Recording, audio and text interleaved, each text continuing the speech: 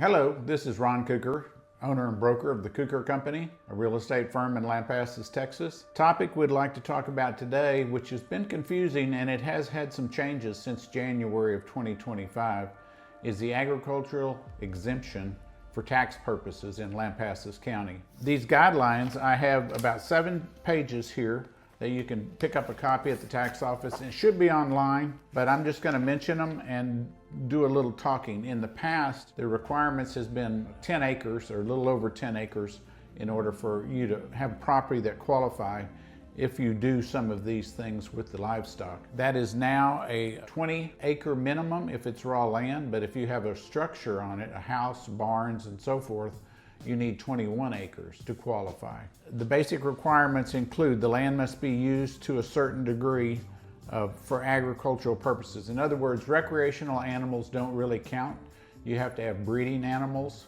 Those can be cow-calf, they can be sheep-goat, they can be horses, donkeys, llamas.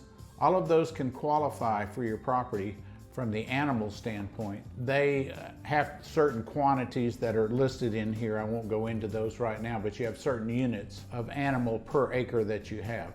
But again, remember, it's 20 acres minimum if it's raw land. If it has a home on it or barns or structures that have appraisal value, then it requires 21 acres. The other option besides animals is for agricultural use, crops, hay, irrigation. All of those, again, restrictions and everything are talked about in these forms right here.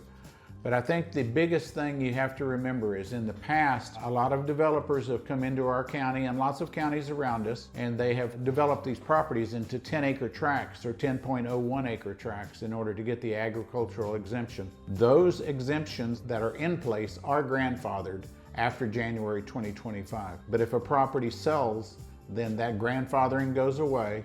The ag exemption that was on the property goes away, so you will be paying tax on the full market value of the property. I'm not going to say buyers beware, but buyers be aware of what you're buying and making sure you're checking out properties, because if it says it currently has ag exemption and it's less than 20 acres or 21 acres if there's a structure, then you need to know that you're not going to be getting ag exemption on that particular property. So look into it good. All you agents that are listening, be sure and check that out yourself. Get these from the Central Appraisal District.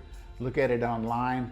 Don't be confused, because developers may not know that yet, and they may be saying you're going to get ag exemption on these 10-acre tracts that they're cutting up everywhere, and that is not true anymore after January 2025. Be diligent, do your work, and have a good time and sell a lot of property. Thanks for being with us. Thanks for watching, and don't forget to like, subscribe, and follow for updates.